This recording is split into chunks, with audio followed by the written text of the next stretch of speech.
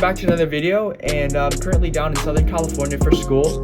But today I'm going to be showing you a buddy of mine's, Tim Rhoades, has a Ford Shelby GT350 in Velocity Blue.